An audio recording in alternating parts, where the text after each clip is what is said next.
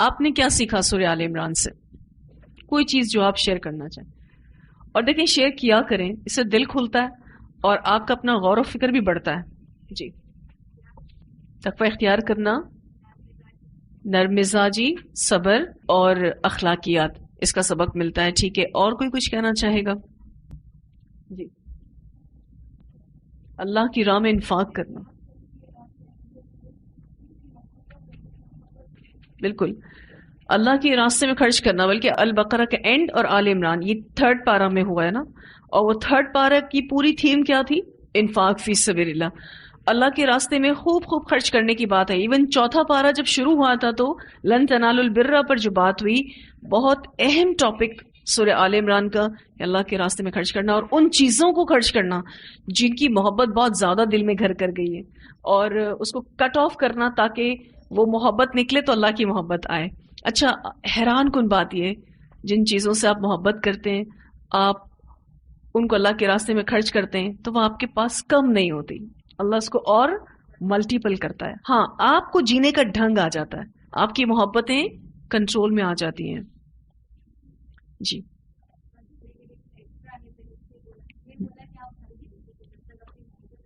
بالکل، بہت اچھی بات آپ نے کی کہ ہمیں دین کی طرف لوگوں کو گریجولی بلانا ہے، بتدریج بلانا ہے، دھیرے دھیرے بلانا ہے. ایسا نہیں کہنا ہے کہ جذباتی طور پر کہ جی، یا ہم یہ کہیں اوور نائٹ چینج آ جائے، یعنی راتوں رات تبدیلی لوگوں میں آ جائے. دس از امپاسبل، یہ نہیں ہو سکتا.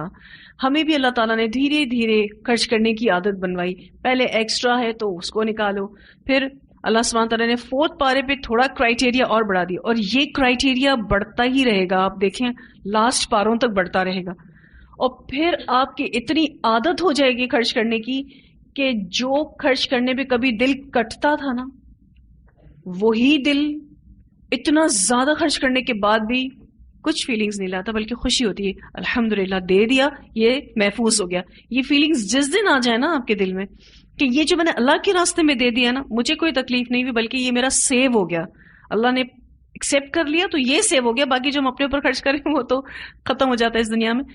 وہ فیلنگز آپ کو آ جائیں گی انشاءاللہ تعالی. لیکن بہت اچھی بات آپ نے کی کہ گریجولی چینج آنا چاہیے. اور ایک اور بات آپ کی اس بات کے ساتھ ایڈ کرنا چاہوں گی، جو بتدریج چینج ہوتا ہے نا، جو دھیرے دھیرے جو چینج آتا ہے وہ ریلائبل ہوتا ہے، یعنی وہ دیر پا ہوتا ہے، وہ جاتا بھی نہیں ہے. کہ جب ہم لوگوں کو ڈکٹیٹرشپ کرتے ہیں نا، یہ کرنا ہے، تو وہ پھر لوگ دل سے نہیں کرتے. لوگوں کو لیٹ دیم تھنک، ان کو سوچنے دیں، ان کو سمجھنے دیں. ایون اپنی اولادوں کو بھی ڈسکشن کریں، ایک ہیلدی ڈسکشنز ہوں ان کے ساتھ، تاکہ وہ جو بھی دین پر عمل کرے وہ بہت پازیٹیو ہو کر کرے اور دل سے کرنے والے ہوں. ان پر انفورسمنٹ کرنے کا تو ویسے بھی کوئی فائدہ نہیں ہے. مثلا اگر آپ زبردستی کسی کو حجاب کروا بھی لیتے ہیں تو کوئی فائدہ نہیں ہے. اس کو جس دن موقع ملے گا نا، اس نے اس حجاب کو اتار دینا، زیادہ گناہ گار ہوگا. بجائے اس کے کہ اس کا مائنڈ میک اپ کرنا چاہیے کہ آپ حجاب کریں، اس کے یہ فائدے ہیں، یہ ساری دھیرے دھیرے دھیرے چینجز آتی ہیں الحمدللہ. اور دلوں کو بدلتا کون ہے؟ اللہ تعالیٰ بدلتا ہے. میں اور آپ تو ویسے بھی ہدایت نہیں دے سکتے. جی آپ کچھ کہہ رہے ہیں؟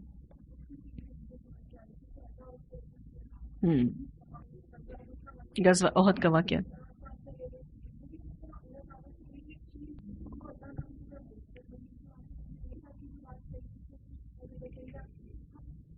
جتنے بھی واقعات اس میں ہیں، ان کا کہنا یہ ہے کہ ہر واقعے میں یہ میسج ضرور ملتا ہے کہ اللہ کی اطاعت کرو اور رسول اللہ صلی اللہ علیہ وسلم کی اطاعت کرو. جس میں احد کا واقعہ وہ شیئر کر رہی ہیں. ایون اگر کچھ اور بھی شخصیات جن کے بارے میں ہم نے پڑھا، حضرت مریم کے بارے میں پڑھا یا ان کی والدہ کے بارے میں پڑھا، ان سب شخصیات سے اللہ کی فرما برداری اور اس کی اطاعت کا میسج ملتا ہے. جی کہیے پلیز.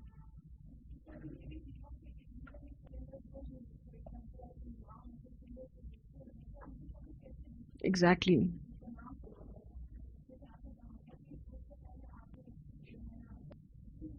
بالکل، بلکہ سختی کریں گے تو اس کے ریزلٹس اللہ سبحانہ تعالیٰ نے بتا دیے. آپ صلی اللہ علیہ وسلم کو جہاں اللہ تعالیٰ نے یہ کہا کہ آپ اللہ کی رحمت کی وجہ سے نرم خو ہیں، اگر آپ سخت دل ہوتے تو لوگ آپ سے منتشر ہو جاتے، یعنی ریزلٹس یہی آئیں گے. جب ہم سخت ہوں گے تو ریزلٹ یہی آنا ہے، لوگوں نے دور ہو جانا ہے. تو ہمارا مقصد لوگوں کو دور کرنا تو نہیں ہے نا، ہمارا مقصد تو لوگوں کو جوڑنا ہے. وہ جو لیسن تھا وہ تو بہت امپورٹنٹ تھا کہ خیانت، بلکہ ٹینشن بہت ہو گئی تھی یہ لیسن پڑھ کے کہ ہم کہاں کہاں خیانت کر جاتے ہیں اور کن چیزوں میں کر جاتے ہیں. اللہ سبحانہ تعالیٰ رحم فرمائے. کیونکہ ایک چھوٹی سی چیز کی خیانت کے بارے میں ہم نے جو حدیث میں پڑھا تھا کہ ایک تسمہ تھا، صرف شو لیس، آگ کا تسمہ بنے گا وہ. صبر کرنے کے رزلٹ آ رہے ہوں یا نہ آ رہے ہوں، ہمیں صبر اینی ہاؤ کرنا ہے. اتنی بار بار یاد دہانی ہے صبر کی، شکر کی، کہ حیرت ہوتی ہے. کوئی ایسا موقع آپ کو قرآن میں نہیں ملے گا کہ جہاں آپ کو صبر کی تلقین. آل عمران پڑھ لیں، یعنی آل عمران کی فیملی سے ہمیں کیا ملتا ہے؟ صبر. صبر تو کرنا ہی ہے، ریزلٹس آئیں یا نہ آئیں. اصل میں ہمیں ایسا لگتا ہے کہ جب ہم صبر کرتے ہیں تو کوئی ریزلٹس نہیں آتے. آپ میں سے کتنے لوگوں کو لگتا ہے کہ صبر کرنے سے ریزلٹس نہیں آتے؟ فوری نہیں آتے. چلیں، آتے ہیں پھر بھی چلیں، لیکن کچھ ایسے ایشوز ہوتے ہیں کہ ہو سکتا ہے آپ کی زندگی میں اس کا کوئی ریزلٹ نہ آئے. اس کا یہ ہرگز مطلب نہیں ہے کہ آپ اس دنیا کے ریزلٹس کو حتمی سمجھ لیں. آپ کو انشاءاللہ کل قیامت کے دن اس کا بینیفٹ، اس کا فائدہ ضرور ملے گا انشاءاللہ تعالیٰ. جی جی. اس کاظم الغیظ میں بھی کیا چاہیے؟ صبر. والعافین عن الناس میں صبر. بالکل. ایکچولی ایک جو غصہ ہے اس بارے میں بھی ہم نے پڑھا تھا کہ یہ ہمارا ایک ایموشنل بریک ڈاؤن ہوتا ہے، جذباتی بہاؤ جس کو اردو میں کہتے ہیں. یعنی آپ کو کوئی چیز اچھی نہیں لگی کسی کی بھی اور آپ کا ٹیمپر لوز ہوتا ہے، یعنی آپ کا جو ایک غصہ ہوتا ہے نا وہ باہر آنا چاہ رہا ہوتا ہے. ٹھیک، غصہ آنا کوئی بری بات نہیں ہے، ہر جائز چیز پر بھی آتا ہے. ٹھیک ہے، باصول انسان کو تو زیادہ آتا ہے کیونکہ بہت ساری بے اصولیاں ہو رہی ہوتی ہیں، بہت سارے مس مینجمنٹس ہو رہے ہوتے ہیں، تو باصول انسان کو زیادہ غصہ آتا ہے. لیکن رسول اللہ صلی اللہ علیہ وسلم کا طریقہ کار کوئی بتائے گا غصے کے دوران؟ خاموش. اور آپ صلی اللہ علیہ وسلم کبھی آپ کو نہیں ملے گا کہ کوئی نازیبا بات غصے میں کہی. آپ اپنے اصحاب کی بڑی اصلاح کرتے تھے، بڑی اسٹرکٹ اصلاح کرتے تھے. رسول اللہ صلی اللہ علیہ وسلم دین سکھانے کے معاملے میں اپنے جو کرنٹ فالوورز تھے یعنی صحابہ کرام، ان کی بڑی اسٹرکٹ اصلاح ہوتی تھی. جب نبی اکرم صلی اللہ علیہ وسلم کو غصہ آتا تھا تو آپ کا چہرہ سرخ ہو جاتا تھا اور آپ اس کو اظہار سینس میں کرتے تھے. ہمیں چینلائز کرنے نہیں آتا غصے کو، یعنی ہمیں اپنے غصے کو راہ دکھانے نہیں آتی. ہم اس غصے کی حالت میں بے راہ ہو جاتے ہیں. ہمیں ایسا لگتا ہے کہ بس اب جتنا زیادہ میں اس ٹائم پر اپنے ایموشنز کا اظہار کر دوں یہ ٹھیک ہوگا، حالانکہ وہ ٹھیک نہیں ہوتا. اور غصے کا علاج تو خیر اگلے حصے میں ہی ہے، والعافین عن الناس. ایک اور مشکل ٹاسک، ایک تو غصہ کنٹرول کرنا مشکل، پھر اس کے بعد اللہ تعالیٰ کہتے ہیں اس کو معاف کر دو جس کی وجہ سے تمہیں غصہ آیا ہے. اللہ تعالیٰ آپ کو بہت اچھا بنانا چاہتے ہیں، کچھ زیادہ ہی اچھا بنانا چاہتے ہیں. اور اگر آپ ایز اٹ از انسٹرکشنز کو فالو کریں نا، جیسے جیسے اللہ تعالیٰ بتا رہے ہیں آپ ویسے ویسے عمل کرتے جائیں، ہم واقعی اچھے بن سکتے ہیں. اور اس بات کو ہم سب کو یاد رکھنا چاہیے کہ اللہ سبحانہ تعالیٰ نے جو بھی ہمیں ہدایات دی ہیں وہ پریکٹسیبل ہیں، یعنی اس کو آپ عمل میں لا سکتے ہیں. آپ کسی عمل کے بارے میں ایسا نہیں کہہ سکتے کہ یہ تو ہم کر ہی نہیں سکتے، قرآن میں بہت زیادہ ایکسپیکٹیشنز کی گئی ہیں، ایسا آپ کہہ ہی نہیں سکتے کہ بہت امیدیں باندھی ہیں قرآن نے ہم سے، ہم وہ نہیں کر سکتے. ایسا نہیں ہے. جی آپ کچھ کہہ رہی تھی. جی بالکل.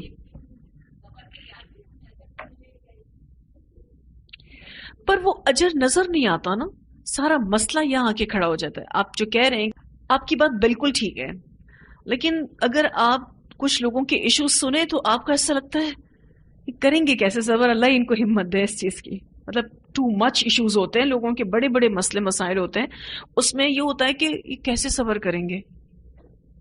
اور جن حالات میں اگر یہ صبر کر رہے ہیں تو ان کو سلام ہے. اور اگر کوئی واقعی اللہ کے لیے صبر کرے تو حدیث میں آتا ہے کہ اللہ تعالیٰ کے پاس اس کے لیے جنت کے سوا اور کوئی اجر ہے ہی نہیں، اگر کوئی واقعی اللہ کے لیے صبر کرے. لیکن نو ڈاؤٹ یہ بہت بڑی آزمائش ہے. اللہ سبحانہ تعالیٰ ان کو صبر دے. اچھا، جب کبھی آپ کو اپنے آس پاس اپنے پیاروں میں صبر کی کمی محسوس ہو تو ان کے لیے دعا بھی کرنی چاہیے کہ یا اللہ تو ان کے لیے صبر کرنا آسان کر دے. کیونکہ صبر کے لیے ایک اصول ہے، وہ اللہ تعالیٰ نے حدیث میں بیان کر دیا ہے، وہ یہ کہ اگر جس کی صبر کرنے کی نیت ہوگی اللہ اس کو صبر دے گا. اور ساتھ میں حدیث کے اینڈ میں یہ آتا ہے کہ صبر سے بہترین کوئی نعمت نہیں اس دنیا کی، کیونکہ یہ سب سے اعلیٰ اخلاق ہیں. کہ تکلیف میں بھی کوئی اللہ کا شکر ادا کرے، یعنی ہائی لیول کا صبر ہے. تو ان سب چیزوں میں جب ہم یہ سوچتے ہیں کہ جی ہمیں صبر کرنا ہے، بہت سارے مسئلے مسائل زندگی میں آئیں گے، ہم ہوش کے ناخن تب لیتے ہیں جب صبر کا موقع چلا جاتا ہے. سارے اپنے اجر ضائع کر کے پھر ہم کہتے ہیں چلو اب ہم صبر کریں گے.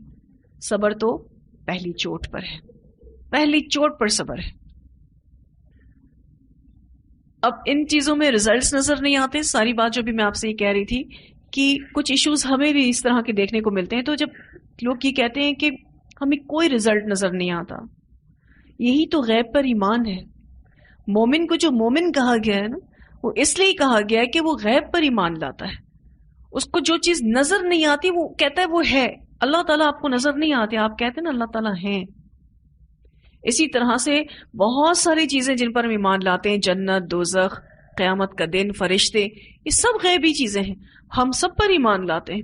تو صبر کا رزلٹ بھی بسا اوقات آپ کے لیے غیب میں ہوتا ہے، لیکن اس کا رزلٹ آئے گا انشاءاللہ تعالی. اس پر ایمان رکھنے کی ضرورت ہے، اپنے ایمان کو مضبوط کرنے کی ضرورت ہے. جی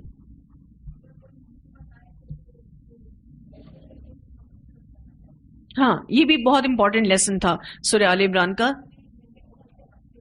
جی، جنگ احد کے واقعے سے یہ سیکھا کہ جو بھی ناکامی ہو اس میں یہ دیکھنا چاہیے کہ ہماری غلطی کہاں ہوئی.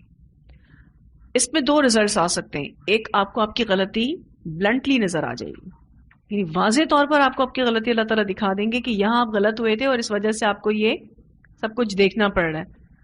دوسرا، ہو سکتا ہے کہ کوئی غلطی آپ کو نظر نہ آئے، تو اس وقت بھی اپنی نادانی کا ہی آپ خیال کیجئے گا کہ ہمیں سمجھ نہیں آ رہا کہ ہم کہاں غلط ہیں. ایک ہی عمل ہے جو اس کے بعد کرنا ہے، استغفار. کہ اللہ تعالیٰ سمجھ نہیں آ رہا کہاں غلطی ہوئی تو معاف کرنے والا ہے، اب سارے معاملات ٹھیک کرنے والا بھی تو ہی ہے. اس طریقے سے ہی اپنے آپ کو اس پرابلم سے نکال سکتے ہیں. پھر ناکامی میں ہوپ لیس نہیں ہونا، نا امید نہیں ہونا، کیونکہ ناکامی جب آتی ہے انسان کی زندگی میں تو وہ پھر ساری امیدیں چھوڑ بیٹھتا ہے. کہتا ہے میں تو کسی لائق ہی نہیں ہوں، میں کچھ کر ہی نہیں سکتا. عہد میں جہاں ناکامی ہوئی وہاں اللہ تعالیٰ نے منع کیا کہ وہن نہیں کرو، وزن نہیں کرو، استقامت نہیں کرو، اپنے آپ کو دوبارہ اٹھاؤ. ایک ناکامی ملی ہے، ساری زندگی تو خراب نہیں ہوئی ہے. آپ کے ساتھ بھی کبھی ایسا ہو سکتا ہے کسی ٹیسٹ میں مارکس اچھے نہ آئے، تو اس کا یہ مطلب تھوڑی نا ہے کہ آپ پڑھ نہیں سکتے.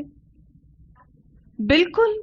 اور بلکہ میں یہ کہتی ہوں جتنا ہم غلطیوں سے سیکھتے ہیں اتنا ہم اپنی صحیح چیزوں سے نہیں سیکھتے. ترجمے میں جو لال پین سے نشان لگے ہوتے ہیں نا، وہ کبھی نہیں بھولے گا آپ کو. باقی جو آپ نے خود سے لکھے ہیں وہ آپ کے ذہن سے شاید نکل بھی جائیں کبھی، لیکن جو لال پین سے آپ کے انچارج نے آپ کو لکھے دیا ہے وہ آپ کے ذہن سے کبھی نہیں جائے گا. سب آپ کس سے اندازہ ہو سکتا ہے کہ آپ غلطیوں سے کتنا سیکھتے ہیں.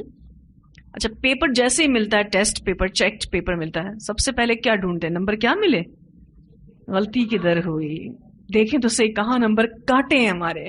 اور کچھ اسٹوڈنٹس تو بڑے اس میں وہ ہوتے ہیں کہ وہ سیٹسفائی نہیں ہو رہے ہوتے کہ ہمارے نمبر یہاں کیوں کٹے ہیں، اور سم ٹائمز وہ ٹھیک بھی ہوتے ہیں، نمبر کٹنے نہیں چاہیے، غلطی تو کسی سے بھی ہو سکتی ہے. تو میں یہ سوچتی ہوں کہ انسان کی ساری توجہ کس پر ہے؟ کیا مجھے نہیں ملا، what I have، اس پہ میرا دھیان ہی نہیں ہے. جو میرے پاس ہے اس پہ میرا دھیان نہیں ہے، جو میرے پاس نہیں ہے اس پہ فوراً دھیان چلا گیا کہ یہ میرے پاس نہیں ہے. لوگوں نے یہ جو ایک کانسیپٹ بنا کے رکھا ہے، ذہنوں میں لوگوں کے ایک تصور بیٹھ گیا ہے کہ قرآن آج عمل کے قابل نہیں ہے، نعوذ باللہ. حالانکہ یہ وہ فائنل آرڈرز ہیں جو کل قیامت تک کے لیے چلیں گے. یہ آخری حکم اللہ کی طرف سے جو آیا ہے، final, full and final, complete orders, مکمل احکامات قیامت تک کے لیے اترا ہے. یہ اگر کوئی یہ کہتا ہے تو اس کی سوچ کا فقدان ہے، اس کے سمجھنے میں کوتاہی ہے. حالانکہ قرآن اس دور میں کیا آگے چل کر جتنا بھی ٹیکنالوجی کا دور آ جائے ان سب میں قابل عمل ہے. یہ باتیں یہود کریں، یہ باتیں نان مسلمز کریں تو سمجھ میں آتے ہیں آج کا مسلمان بھی ایسی باتیں کرتا ہے. کرنا نہیں چاہیے اس کو. جی، اور کوئی کچھ کہے گا؟ جی بالکل قرآن و سنت سے جو رولز اینڈ ریگولیشنز ملتے ہیں، جو احکامات ملتے ہیں، اس میں تو مشورہ نہیں ہوگا، لیکن اس کے علاوہ آپ کو کسی بھی چیز میں گائیڈنس چاہیے تو آپ کو مشورہ لینے سے انشاءاللہ برکت نصیب ہوگی. مشورہ لینے میں جو آپ ابھی یہ کہہ رہے ہو کہ اس کی امپورٹنس فیل ہوئی، جب آپ کسی سے مشورہ لیتے ہیں نا تو آج ہمارے یہاں جو ایشوز ہیں وہ یہ ہے کہ مشورہ لینے والا جتنا لائل ہوتا ہے نا، دینے والا اتنا لائل نہیں ہوتا. مطلب جتنا لینے والا ایماندار ہوتا ہے اتنا دینے والا ایماندار نہیں ہوتا. حالانکہ مشورہ دینے کے لیے ضروری ہے کہ انسان اس جگہ رہ کر سوچے کہ میں اپنے لیے کیا چیز پسند کرتا ہوں، تو ہی وہ اچھا مشورہ دے سکتا ہے، ورنہ وہ نہیں دے سکتا اچھا مشورہ. ان سب چیزوں میں بھی آج کل بڑے ایشوز ہیں، لوگ مشورہ لیتے نہیں ہیں یا اچھا دیتے نہیں ہیں. دو ایکسٹریم آپ کو ملیں گے. برا بھی لگا لیتا ہے. جی بالکل. ایکچولی مشورے کے آداب لوگوں کو نہیں پتا. وہ ہر چھوٹی بڑی چیز میں بھی مشورے لے رہے ہوتے ہیں، مطلب چھوٹی چھوٹی چیزوں میں بھی لوگ مشورے لے رہے ہوتے ہیں، تو ایسے لوگوں سے لوگ اوفینڈ ہو جاتے ہیں، یعنی بیزار ہو جاتے ہیں کہ اب روز کون مشورے دے چھوٹی چھوٹی چیزوں پر. اہم امور پر ایک تو مشورہ لینا ہے، اور اس سے لینا ہے جو صاحب رائے ہو. صاحب رائے کسے کہتے ہیں؟ صاحب رائے اس شخص کو کہتے ہیں جو ایک تو غیر جانبدار ہو کر آپ کو مشورہ دے. دوسری بات یہ ہے کہ وہ اس فیلڈ کا کچھ نہ کچھ نو ہاؤ رکھتا ہو، یعنی اس بارے میں کچھ نہ کچھ جانتا ہو. اب آپ کسی ایسے شخص کے جا کے پوچھ لیں، مثلا میں کلاس میں جاؤں یا نہ جاؤں، جو کبھی کلاس میں نہیں آیا، اس نے آپ کو میرے خیال میں وہی جواب دینا ہے جو وہ خود کر رہا ہے. کبھی ایسے شخص سے مشورہ نہ لیں. مجھ سے آ کے مشورہ لیں اس بارے میں کلاس میں جانا ہے نہیں جانا ہے. میں نے آپ کو یہی جواب دینا ہے، جی جانا ہے آپ نے، کیونکہ میں اس فیلڈ سے تعلق رکھتی ہوں. آپ یقین کیجئے کہ بہت سارے اسٹوڈنٹس جب آ کے ہمیں کہتے ہیں نا کہ، یا ایون سٹاف بھی، کتنے لوگ ایسے ہوتے ہیں آ کے چھٹی لیتے ہیں، ان کو چھٹی نہیں دیتی میں. ان کو ایسا لگتا ہے کہ ان کو چھٹی کرنی چاہیے، لیکن مجھے ایسا لگتا ہے کہ ان کو چھٹی نہیں کرنی چاہیے، کیونکہ ان کے ایکسپیرینس میں اور میرے ایکسپیرینس میں فرق ہے.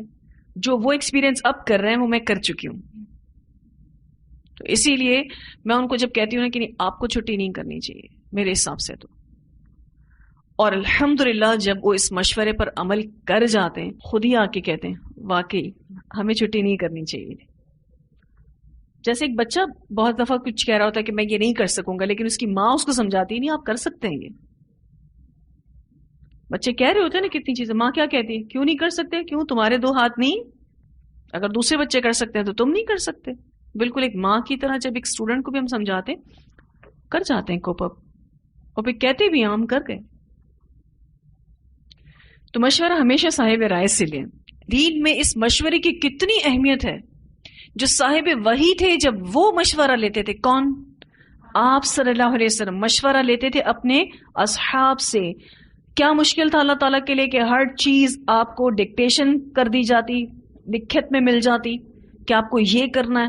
لیکن مشورے کی اہمیت کے تحت غزوہ احد میں بھی مشورہ لیا گیا، اور جب ان سے مسٹیک ہوئی تو پھر اس مسٹیک کے بعد بھی اللہ تعالیٰ نے آپ صلی اللہ علیہ وسلم کو یہ حکم اتارا کہ آپ نے آپس میں مشورہ کرنا ہے.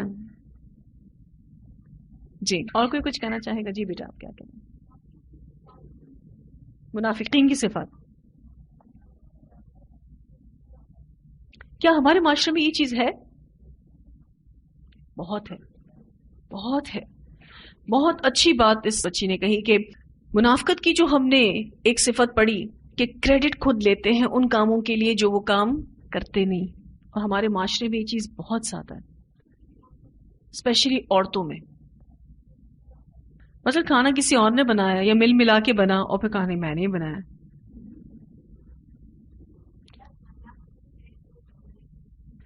بیٹا مذاق میں تو جھوٹ بولنا، آپ صلی اللہ علیہ وسلم نے فرمایا اس شخص کے لیے ہلاکت ہے جو مذاق میں جھوٹ بولے. یعنی اس نے جھوٹ بولنے کے لیے بھی کیا چیز چنی ہے، یعنی جسٹ فار فن.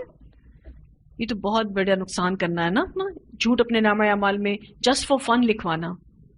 ٹھیک ہے، اور کوئی چیز؟ جی بیٹا جی جی.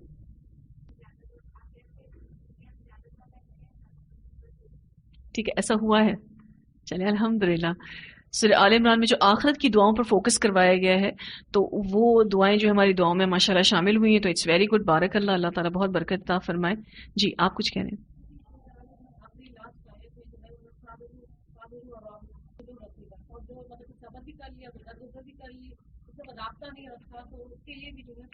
وہ صبر ہی نہیں ہے. ایگزیکٹلی جو آپ کہہ رہے ہیں نا، وَاصْبِرُوا وَصَابِرُوا وَرَابِطُوا، جیسے اگر کسی نے صبر کر لیا اور رابطے میں نہیں رہا تو بھی وہ صبر نہیں کر رہا. صبر یہی ہے کہ جو آپ کو، ابھی آپ سورہ النساء بھی شروع کریں گے نا تو اس میں بھی آپ کو یہی صلہ رحمی کے اوپر بات آئے گی، پہلی آیتوں میں آئے گی. تو میں یہی کہہ رہی ہوں کہ اگر کسی نے صبر کیا یہ کہتے ہوئے کہ جی میں صبر کر رہا ہوں، وہ رابطے میں نہیں رہا، اٹ مینز اس نے صبر نہیں کیا، اس کا صبر ابھی تک ادھورا ہے. اور جیسے کہ میں نے کنکلوژن میں آپ کو بتایا صبر و ثبات، اس میں جو کنیکشنز دو میں نے بتایا نا، اس میں ایک کنیکشن رابطے کا ہے، رابطے میں رہنا ہے، کنیکٹڈ رہنا ہے. جی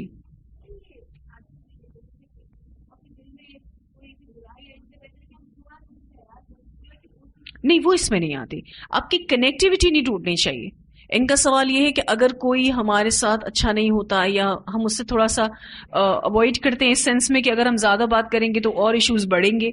لیکن ایک ہوتا ہے کہ آپ بالکل کٹ آف ہو گئے، اس سے بالکل کٹ گئے، وہ تو نہیں ہے نا. سلام دعا، ملنا ملانا، تھوڑی بہت بات چیت تو ہوتی ہے، لیکن انسان زیادہ تعلقات رکھنے سے گریز کرتا ہے، کہیں ایسا نہ ہو کہ وہ اس کی غلط مطلب لے لیں یا فساد ہو، تو وہ ایک الگ چیز ہے، وہ ایک احتیاط ہے. اس کو آپ یہ نہیں کہہ سکتے کہ آپ کسی کو نظر انداز کر رہے ہیں، آپ احتیاط برت رہے ہیں. ان کا کہنا یہ ہے کہ جی آپ سے کبھی غلطی ہو جائے، آل عمران سے ہم نے یہ سکھا ہے کہ ہمیں اس کو ایکسیپٹ کر لینا چاہیے، اس کو قبول کر لینا چاہیے. میں یہ کہتی ہوں یہ بہت مشکل کام ہے. یہ مشکل کام آسان تب ہوتا ہے کہ جب آپ صرف اور صرف اللہ کے لیے اس چیز کو کرنے والے ہوں. اور اللہ کے لیے آپ یہ کب کر سکتے ہیں؟ جب آپ واقعی اللہ سے محبت کرتے ہیں. محبت کے لیے ایک سٹیٹمنٹ ہمیشہ یاد رکھیے گا کہ محبت مشکل سے مشکل کام کو آسان کر دیتی ہے. سب سے بڑھ کر اسی لیے اللہ کی محبت پیدا کی گئی ہے، اسی لیے پھر نبی اکرم صلی اللہ علیہ وسلم کی محبت پیدا کی گئی ہے، تاکہ ہمارے لیے دین کو پریکٹس کرنا آسان ہو جائے. یہ جو آپ کہہ رہی ہیں اپنی غلطی کو ایکسیپٹ کرنا، جہاں یہ بہت مشکل ہے وہاں یہ اس دنیا کا بہت بڑا سکون ہے. غلطی کو نہ ماننا بہت بڑی بے سکونی ہے، اور غلطی کو مان لینا بہت بڑا سکون ہے.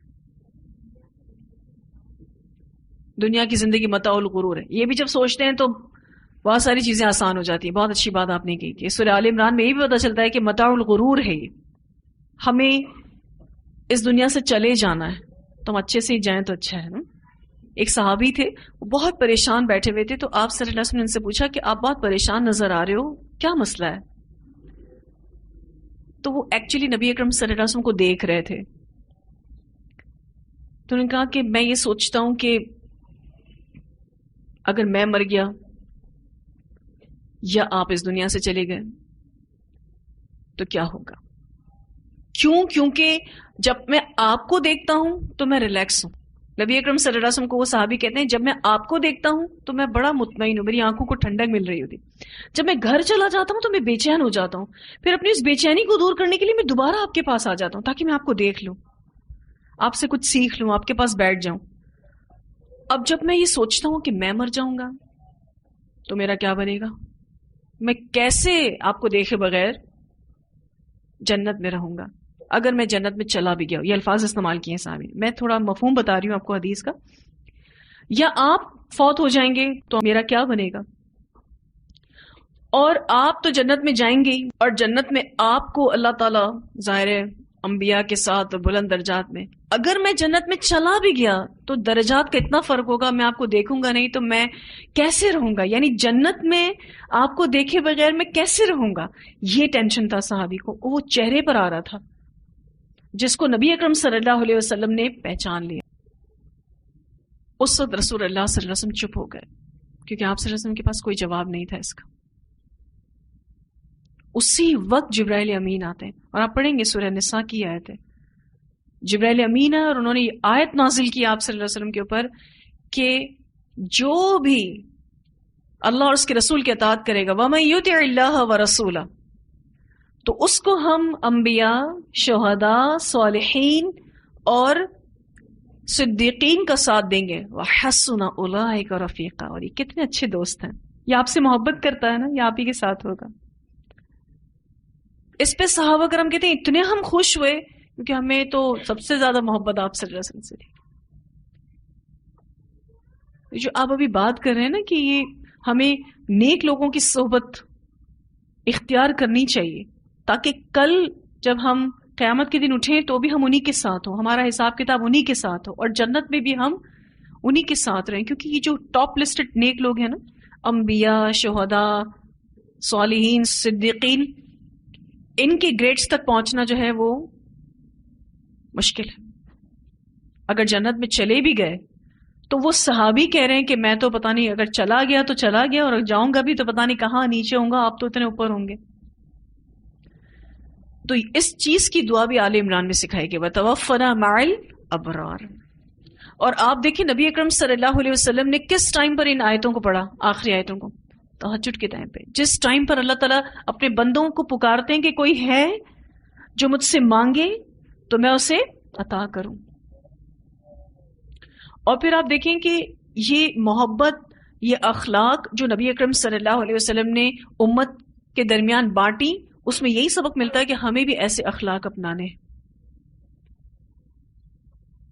اللہ تعالیٰ ہمیں سچا مومن بنائے جس میں ہم واقعی اللہ تعالیٰ سے، نبی اکرم صلی اللہ علیہ وسلم سے محبت کرنے والے، اور ہم جو نیک لوگ ہوں نا ان کی صحبت چاہتے ہوں۔ سورہ آل عمران میں ہمیں پازیٹیو تھنکنگ سکھائی جا رہی ہے، یعنی مثبت سوچنا سکھایا جا رہا ہے۔ یعنی اگر آپ کو کوئی ناکامی بھی ملی ہے تو اس میں بھی آپ مثبت پہلو ڈھونڈیں، بہتری کا پہلو ڈھونڈیں کہ میرے لیے اس میں کیا بہتری تھی۔ جیسے احد والے ہارے تھے، جنگ احد مسلمان ہارے تھے، اس میں کتنا زبردست تربیتی سیشن ہوا مسلمانوں کا، بہت کچھ سکھایا گیا مسلمانوں کو۔ تو وہ چیز جو ہے وہ ہمیں سکھائی گئی کہ آپ نے اور میں نے ہر مشکل معاملے میں بھی پازیٹیو رہنا ہے، اور نیگیٹو تھنکنگ کو کٹ ڈاؤن کیا گیا، کنڈیم کیا گیا، یعنی منع کیا گیا اس سے۔ ایک مومن پازیٹیو تھنکر ہوتا ہے، اور آپ کو پتہ ہے جو مثبت سوچنے والے لوگ ہوتے ہیں، اچھا وہ خود تو مثبت رہتے ہیں، ان کے آس پاس بھی جو لوگ ہوتے ہیں نا، یہ ان کو بھی پازیٹیو رکھتے ہیں، ان کو بھی مثبت رکھتے ہیں۔ اپنے ساتھ ہمدردی کرنا چھوڑ دیں۔ اچھا آپ ہی سے میں پوچھوں گی اس کو کہ کیا یہ آسان چیز ہے؟ یہ بھی آسان چیز نہیں۔ ہم تو اپنے ساتھ جتنی ہمدردیاں کرتے ہیں اتنی ہم کسی کے ساتھ نہیں کرتے۔ اپنے ساتھ ہمدردی کرنا چھوڑ دیں کو دوسرے وے میں کوئی بتا سکتا ہے کیا کریں؟ اپنے آپ کو مضبوط کریں، اپنے آپ کو رونے دھونے نکال دیں زندگیوں سے، اسپیشلی خواتین۔ تو اپنے ساتھ ہمدردیاں کرنا چھوڑیں گے تو جو صلاحیتیں اللہ تعالیٰ نے دی ہیں اس کا پازیٹیو استعمال کر سکیں گے۔ ہمیں اپنی صلاحیتوں کو پہچاننے کی ضرورت ہے، وہ صلاحیت ہمارے اندر ہوتی ہے، لیکن ہم چونکہ اپنے ساتھ اتنی ہمدردیاں کرتے رہتے ہیں نا، وہ صلاحیت ہم باہر نہیں نکالتے ہیں، اور ہم کہتے ہیں ہمارے اندر تو وہ کوالٹی ہے ہی نہیں، کہ وہ کوالٹی ہمارے اندر ہوتی ہے۔ ایک بچے سے ملاقات ہوئی تھی میری، تو اس کو بڑی فوراً سے حدیث پڑھنے آ گئی اور بڑی فوراً سے اس نے حدیث یاد کر لی۔ تو میں نے اس کو یہ بولا کہ آپ کو اندازہ ہے آپ کو کتنی بڑی کوالٹی اللہ تعالیٰ نے دے کے رکھی؟ اچھا یہ بھی خوبی ہے۔ میں نے کہا حدیث کو اتنا فریکوینٹلی پڑھنا اور اس کو یوں ازبر کر لینا، یہ تو محدثین کرا کرتے تھے۔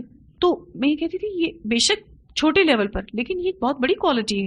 حدیث کا پڑھنا ایک عربی زبان میں ایک بہت مشکل امر ہے بنسبت قرآن کے۔ قرآن آسان ہے پڑھنا، عربک میں احادیث پڑھنا اٹس کوائٹ ڈیفیکلٹ۔ تو اس صورت میں نے جب اس کو بتایا کہ میں نے کہا آپ کو تو بیٹا اتنی اچھی اللہ نے کوالٹی دی، کہا اچھا مجھے تو اندازہ ہی نہیں تھا۔ تو میں نے کہا اب اگر آپ نے اس کوالٹی کو استعمال نہیں کیا تو کیا اللہ تعالیٰ کو جواب نہیں دینا پڑے گا کہ آپ نے اپنی اس خوبی کو جو اللہ نے آپ کو دے رکھی تھی استعمال ہی نہیں کیا؟ تو اپنے ساتھ ہمدردیاں کرنا چھوڑیں گے تو پتہ چلے گا نا میں کیا کر سکتی ہوں۔ ایک ہیلدی جو ہے وہ ڈسکشن رہا آپ کے ساتھ، اور یہ ہونا چاہیے ہر صورت کے اختتام پر، تاکہ ہمیں بھی پتہ چلے کہ آپ نے صورت کو کتنا اچھے سے لیا ہے۔ ٹھیک ہے جی، میں ریکمینڈ کروں گی آپ کو کہ جو لیکچرز آپ کے پاس گھر پر آتے ہیں، میں چاہوں گی کہ آپ اس کو دوبارہ سے سنا کریں۔ یہ پابندی اپنے اوپر لگا لیں تاکہ علم کے اندر کسی بھی قسم کی کوئی کمی نہ رہے انشاءاللہ تعالی۔ تفسیر القرآن آپ سب کے پاس ہے، آپ نے اس کو لازمی طور پر پڑھنا ہے، اس میں کسی قسم کی کمی نہیں چھوڑنی ہے۔ انشاءاللہ نئی صورت بھی شروع ہوگی اور آج ہی شروع ہوگی انشاءاللہ تعالی۔ تو اس صورت حال میں جب آپ اپنے علم کو مضبوطی کے ساتھ لے کر چلیں گے کسی صورت آپ کمزور نہیں پڑیں گے انشاءاللہ تعالیٰ. اور آپ کو اپنے ٹیسٹ اور اسائنمنٹس کی اس اعتبار سے فکر ہونی چاہیے کہ آپ نے آگے پڑھانا ہے انشاءاللہ. اگر آپ اچھا پڑھیں گے، اچھا سمجھیں گے، اچھا لکھیں گے تو آپ آگے اچھا پہنچا سکیں گے انشاءاللہ تعالیٰ. ٹھیک ہے جی، چلیے آخر دعوانا الحمدللہ رب العالمین. السلام علیکم ورحمۃ اللہ وبرکاتہ.